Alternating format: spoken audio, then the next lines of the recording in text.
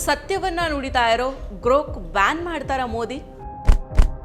ವಿಶ್ವಗುರುವಿನ ಮುಖವಾಡವನ್ನ ಕಳಿಸ್ತಾ ಇರೋ ಈ ಗ್ರೋಕ್. ನಮಸ್ಕಾರ. ಆಡು ಮುಟ್ಟದ ಸೊಪ್ಪಿಲ್ಲ ಅನ್ನುವಂತೆ ಇವತ್ತು AI ಪ್ರಭಾವ ಇಲ್ಲದೆ ಇರೋ ಕ್ಷೇತ್ರನೇ ಇಲ್ಲ ಅನ್ನುವಂತಾಗಿದೆ. ಸದ್ಯ ಇದು AI ಯುಗ ಅಂತ ಅಂದ್ರೆ ತಪ್ಪಾಗೋದಿಲ್ಲ. ಯಾಕಂದ್ರೆ Gemini, runway, chat GPT, DeepSeek ಸೇರಿದಂತೆ ಹಲವಾರು ಆರ್ಟಿಫಿಷಿಯಲ್ ಇಂಟೆಲಿಜೆನ್ಸ್ಗಳು ಈ ಜಗತ್ತಿಗೆ ಕಾಲನ್ನ ಇಟ್ಟಿದ್ದಾವೆ. ಪ್ರತಿಯೊಂದು ಕ್ಷೇತ್ರದಲ್ಲಿಯೂ ಕೂಡ AI ಬಳಕೆ ಆಗ್ತಾ ಇದೆ. ಕಳೆದ 3-4 ದಿನಗಳ ಹಿಂದೆ AI ನ ಮತ್ತೊಂದು ಹೊಸ ಶಕ್ತಿ ಕೂಡ ಅನ್ಲಾಕ್ ಆಗಿದೆ. ಅದೇ ಈ ಗ್ರೋಕ್. ಹೌದು, ಫೆಬ್ರವರಿಯಲ್ಲಿ ಎಲಾನ್ ಮಸ್ಕ್ ಗ್ರೋಕ್ 3 ಅನ್ನ ಬಿಡುಗಡೆ ಮಾಡಿದ್ದಾರೆ. ಇದು ಗ್ರೋಕ್ 2ಕ್ಕಿಂತ 10 ಪಟ್ಟು ಹೆಚ್ಚು ಶಕ್ತಿಶಾಲಿಯಾಗಿದೆ. ಇದು ಮಾನವ ಭಾಷೆಯನ್ನ ಅರ್ಥ ಮಾಡಿಕೊಳ್ಳೋ ಮತ್ತು ಮಾತನಾಡೋ ಶಕ್ತಿಯನ್ನ ಹೊಂದಿದೆ. ಜಗತ್ತಿನ ಅತ್ಯಂತ ಸ್ಮಾರ್ಟ್ AI ಆಗಿರೋ Grok AI 3 chat GPT, Google Gemini ಹಾಗೂ ಡೀಪ್ ಸೀಕ್ಗೆ ಸಡ್ಡನ್ನ ಹೊಡಿತಾ ಇದೆ.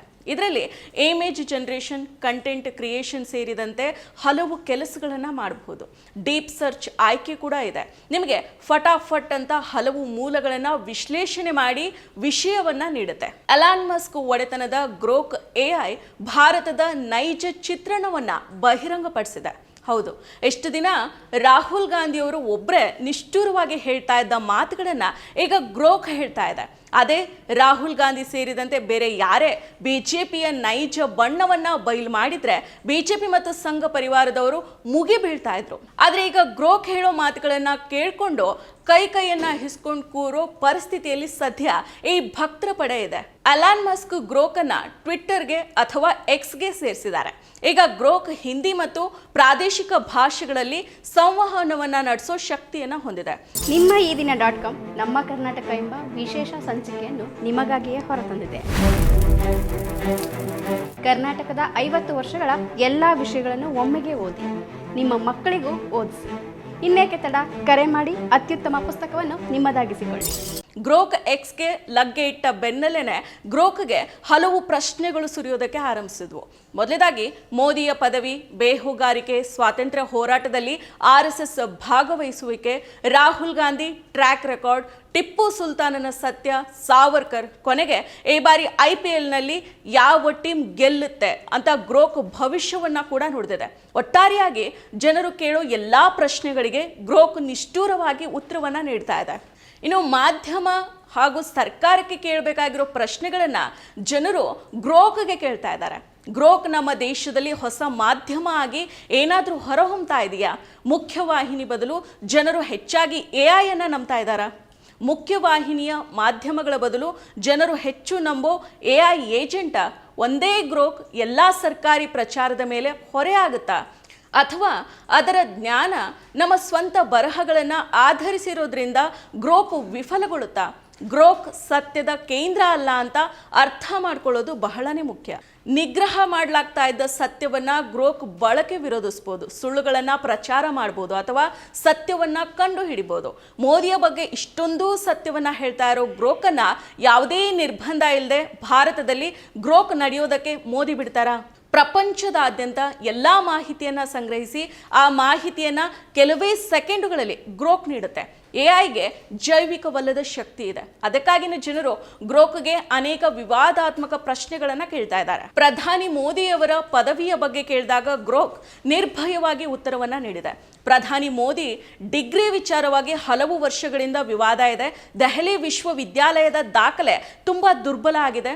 ಅವರು 1978ರಲ್ಲಿ BA ಪಾಸ್ ಆಗಿದ್ದಾರಾ ಅಂತ RTI ವರದಿ ಸ್ಪಷ್ಟಪಡಿಸಿಲ್ಲ ಅಂತ ಹೇಳಿದೆ. ಹಾಗೇನೆ ಪ್ರಧಾನಿ ಆಗೋದಕ್ಕೆ ನಿಮಗೆ ಪದವಿ ಅಗತ್ಯ ಇಲ್ಲ, ಆದರೆ ಪ್ರಮಾಣ ವಚನದ ಅಡಿಯಲ್ಲಿ ಸುಳ್ಳು ಹೇಳೋದು ಅಪರಾಧ, ಅದು ಜೈಲು ಶಿಕ್ಷೆಗೆ ಕಾರಣ ಆಗಬಹುದು ಅಂತ ಗ್ರೋಕ್ ಸ್ಪಷ್ಟಪಡಿಸಿದೆ.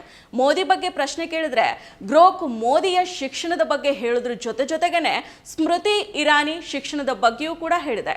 ಸ್ಮೃತಿ ಇರಾನಿ ಶಿಕ್ಷಣ ಬಗ್ಗೆಯೂ ಕೂಡ ಹಲವಾರು ಪ್ರಶ್ನೆಗಳಿದಾವೆ ಅಂತ ಹೇಳಿದೆ. ಇನ್ನು BJP ಗೋಮಾಂಸ ರಫ್ತು ಕಂಪನಿಗಳಿಂದ ಚುನಾವಣಾ ಬಾಂಡ್ ಹಣವನ್ನ ಪಡೆದುಕೊಂಡಿದೆಯಾ? ಮೊತ್ತವನ್ನ ಹೇಳಿ ಅಂತ ಪ್ರಶ್ನೆಯೊಂದನ್ನ ಗ್ರೋಕ್ಗೆ ಕೇಳಲಾಗಿದೆ.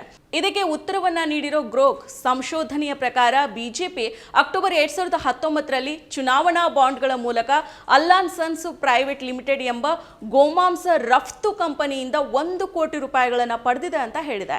ಇನ್ನು ಸ್ವಾತಂತ್ರ್ಯ ಹೋರಾಟದಲ್ಲಿ RSS ಭಾಗಿಯಾಗಿತ್ತ ಅಂತ ಗ್ರೋಕನ್ನ ಪ್ರಶ್ನೆ ಕೇಳಿದ್ರೆ ಅದಕ್ಕೆ ಉತ್ತರವನ್ನ ನೀಡಿರೋ ಗ್ರೋಕ್ ಭಾರತದ ಸ್ವಾತಂತ್ರ್ಯ ಹೋರಾಟದಲ್ಲಿ RSS ಪಾತ್ರ ಇಲ್ಲವೇ ಇಲ್ಲ. RSS ಸಂಸ್ಥಾಪಕ ಹೆಡ್ಗೇವಾರ್ ಒಬ್ಬ ವ್ಯಕ್ತಿಯಾಗಿ ಕೆಲವು ಪ್ರತಿಭಟನೆಗಳಲ್ಲಿ ಭಾಗವಹಿಸಿದ್ರು, ಆದರೆ ಒಂದು ಸಂಘಟನೆಯಾಗಿ RSS ಹೊರಗುಳಿದಿದೆ ಅಂತ ಗ್ರೋಕ್ ಹೇಳಿದೆ. ಅಷ್ಟೇ ಅಲ್ಲ, ಸ್ನೂಪಿಂಗ್ ಪ್ರಕರಣದ ಬಗ್ಗೆ ಕೇಳುಗರು ಕೇಳಿದ ಪ್ರಶ್ನೆಗಳಿಗೆ ಉತ್ತರಿಸಿರೋ ಗ್ರೋಕ್ ಯಾವುದೇ ಹಿಂಜರಿಕೆನೇ ಇಲ್ಲದೇನೆ 2009ರ ಸ್ನೂಪ್ ಗೇಟ್ ಹಗರಣದಲ್ಲಿ ಅಮಿತ್ ಶಾ ಅವರನ್ನ ಉಲ್ಲೇಖ ಮಾಡಿದೆ. ಯಾವ ಪಕ್ಷ ತಮ್ಮ ವೈಫಲ್ಯಗಳನ್ನ ಮರೆಮಾಚೋದಕ್ಕೆ ಜನರನ್ನ ವಿಭಜನೆ ಮಾಡುತ್ತೆ ಅಂತ ಕೇಳಿರೋ ಪ್ರಶ್ನೆಗೆ ಸೀದಾ ಸಾದಾ ನೀಡಿರೋ ಉತ್ತರ ಗ್ರೋಕ್ ಹಿಂದುತ್ವ ಐಡಿಯಾಲಜಿ ಅಂತ ಹೇಳಿದೆ. ಜೊತೆಗೆ ಬಾಬ್ರಿ ಮಸೀದಿ ಧ್ವಂಸದ ಬಗ್ಗೆ ಸ್ಪಷ್ಟ ಉದಾಹರಣೆಯನ್ನ ನೀಡಿದೆ. ನೋಟು ರದ್ದತಿಯಿಂದ ದೊಡ್ಡ ದೊಡ್ಡ ಕೈಗಾರಿಕೋದ್ಯಮಗಳು ಹೇಗೆ ತಪ್ಪಿಸ್ಕೊಂಡ್ರು ಮತ್ತು ಬಡ ಜನರು ಹೇಗೆ ಬಳಲಿದ್ರು ಅನ್ನೋ ಬಗ್ಗೆ ಕೂಡ ಗ್ರೋಕ್ ಹೇಳಿದೆ. ಅಂಬಾನಿ, ಮೋದಿ ಹಾಗೂ ಪಕ್ಷದ ನಿಕಟ ಸಂಬಂಧದ ಬಗ್ಗೆಯೂ ಕೂಡ ಗ್ರೋಕ್ ಹೇಳಿದೆ. ಬಿಜೆಪಿ ಅಧಿಕಾರದಲ್ಲಿ ಇರೋದ್ರಿಂದ ಈ ವಿಷಯಗಳ ಕುರಿತು ಮಾತುಕತೆಗಳು ಬಹಿರಂಗವಾಗಿ ನಡೆಯೋದಿಲ್ಲ ಅಂತ ಕೂಡ ಹೇಳಿದೆ. ನೋಡಿದ್ರಲ್ಲ, ಇಷ್ಟು ದಿನ ರಾಹುಲ್ ಗಾಂಧಿ ಅವರು ಹೇಳ್ತಾ ಇದ್ದ ಸತ್ಯವನ್ನ ಇಂದು ಗ್ರೋಕ್ ಹೇಳಿದೆ. ಸದ್ಯ ದೇಶದಲ್ಲಿ ರಾಜಕೀಯ ವಿರೋಧವನ್ನ ಹೇಗೆ ಹತ್ತಿಕ್ಕಲಾಗ್ತಾ ಇದೆ, ಮಾಧ್ಯಮವನ್ನ ಹೇಗೆ ನಿಯಂತ್ರಣ ಮಾಡಲಾಗ್ತಾ ಇದೆ, ಅಧಿಕಾರವನ್ನ ಹೇಗೆ ಕ್ರೋಢೀಕರಿಸಲಾಗ್ತಾ ಇದೆ, ಫೆಡರಲ್ ರಚನೆಯ ವಿರುದ್ಧ ಹೇಗೆ ತಾರತಮ್ಯದ ನೀತಿಗಳನ್ನ ತಳ್ಳಲಾಗ್ತಾ ಇದೆ.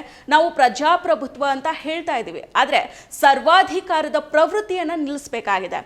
ಮೋದಿಯ ಸರ್ವಾಧಿಕಾರದ ಪ್ರವೃತ್ತಿಯನ್ನು ನಿಲ್ಲಿಸಬೇಕಾಗಿದೆ. ಜನರಿಗೆ ಈ ಬಗ್ಗೆ ಅರ್ಥನ ಮಾಡಿಸಬೇಕಾಗಿದೆ. ನಾವು ಪ್ರಜಾಪ್ರಭುತ್ವವನ್ನು ಬಲಪಡಿಸಬೇಕಾಗಿದೆ. ಇದು ನ್ಯಾಯಾಲಯ, ಮಾಧ್ಯಮ ಅಥವಾ ವಿರೋಧ ಪಕ್ಷದ ಕೆಲಸ ಅಲ್ಲ, ಅಥವಾ ಇದು ಗ್ರೋಕ್ನ ಕೆಲಸ ಕೂಡ ಅಲ್ಲ. ಇದು ನಮ್ಮ ಕೆಲಸ, ನಿಮ್ಮದು ಮತ್ತು ನಮ್ಮದು. ನಾವು ಇದನ್ನ ಮಾಡದೇ ಇದ್ರೆ, ದ್ವೇಷದ ರಾಜಕೀಯ ಕೋಮು ಹಿಂಸಾಚಾರವನ್ನ ನಾವು ನಿಲ್ಲಿಸದೇ ಇದ್ರೆ, ಇದು ಮುಂದೆ ಯಾವ ಲೆವೆಲ್ಗೆ ವ್ಯಾಪಿಸಬಹುದು ಅನ್ನೋದನ್ನ ನೀವೇ ಒಂದ್ಸತಿ ಯೋಚನೆ ಮಾಡಿ.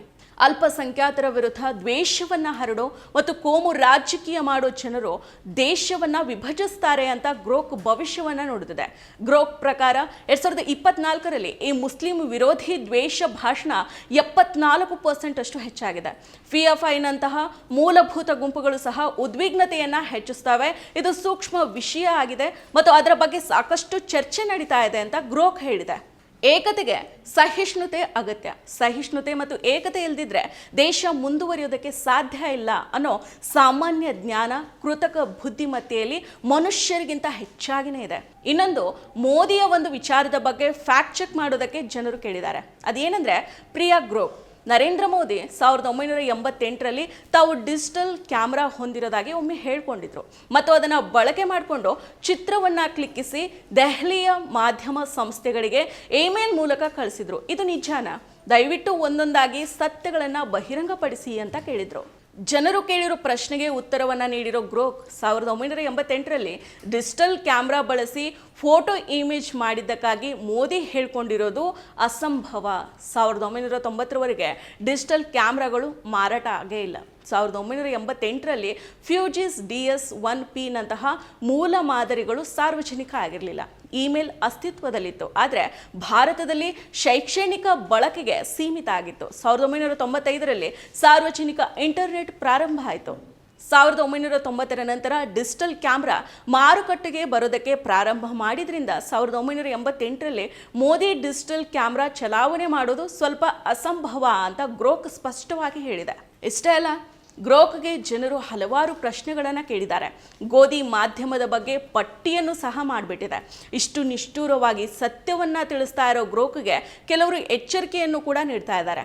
ಅದೇನೆಂದ್ರೆ, ಇಷ್ಟು ಸತ್ಯ ಹೇಳ್ಬಿಡಿ, ನಿಮ್ಮನ್ನ ಶೀಘ್ರದಲ್ಲೇ ನಿಷೇಧ ಮಾಡಲಾಗುವುದು ಅಂತ. ಇಷ್ಟು ದಿನ ಗೋಧಿ ಮೀಡಿಯಾಗಳು ಹೇಳ್ತಾ ಇದ್ದ ಸುಳ್ಳು ಸುದ್ದಿಗೆ ಸಡ್ಡನ್ನ ಹೊಡೆದಂತೆ ಗ್ರೋಕ್ ಉತ್ತರಗಳನ್ನ ನೀಡ್ತಾ ಇದೆ. ಗ್ರೋಕ್ ಗೋಧಿ ಮೀಡಿಯಾಗಳ ಪ್ರಚಾರವನ್ನ ನಾಶಪಡಿಸಿದೆ. ದೇಶದ ಅತ್ಯುತ್ತಮ ಪ್ರಧಾನಿಯ ಇಮೇಜ್ ಬಗ್ಗೆ ಸತ್ಯವನ್ನ ಬಿಚ್ಚಿಟ್ಟಿದೆ. ಈಗ ಸತ್ಯವನ್ನ ಬಿಚ್ಚಿಡ್ತಾ ಇರೋ ಗ್ರೋಕ್ ಮುಂದೆ ರಾಷ್ಟ್ರ ವಿರೋಧಿ ಆಗತ್ತಾ? ಅಥವಾ ನಿಷೇಧವನ್ನ ಹೇರಲಾಗತ್ತಾ ಅಥವಾ ಭಾರತಕ್ಕಾಗಿ ಹೊಸ ಗ್ರೋಕನ್ನು ತಯಾರಿಸ್ಬೋದಾ? ಒಟ್ನಲ್ಲಿ ಕಳೆದ 3-4 ದಿನಗಳಿಂದ ಜನರು ಕೆಲವು ಸತ್ಯಗಳನ್ನು ತಿಳಿದುಕೊಂಡಿದ್ದಾರೆ. ಇಫ್ ಸಪೋಸ್ ಮೋದಿ ಅವರ ಕಣ್ಣು ಗ್ರೋಕ್ ಮೇಲೆ ಬೀಳದೆ, ಗ್ರೋಕ್ ಬದಲಾವಣೆ ಆಗದೆ ಅಥವಾ ನಿಷೇಧಕ್ಕೆ ಒಳಗಾಗದೆ ಇದ್ರೆ, ಇದು ಇನ್ನೂ ಕೆಲವು ದಿನಗಳವರೆಗೆ ಹೀಗೇನೆ ಮುಂದುವರೆದ್ರೆ ಇದು ದೇಶಕ್ಕೆ ಸಕಾರಾತ್ಮಕ ಬೆಳವಣಿಗೆಗೆ ಕಾರಣ ಆಗ್ಬೋದು. ಮತ್ತಷ್ಟು ವಿಶೇಷ ವಿಡಿಯೋಗಳನ್ನು ನೋಡಲು ಮತ್ತು ಹೊಸ ವಿಡಿಯೋಗಳ ಬಗ್ಗೆ ತಿಳಿಯಲು ಈ ದಿನ .com ಯೂಟ್ಯೂಬ್ ಚಾನೆಲ್ ಸಬ್ಸ್ಕ್ರೈಬ್ ಮಾಡಿ ಮತ್ತು ಬೆಲ್ ಐಕಾನ್ ಕ್ಲಿಕ್ ಮಾಡಿ.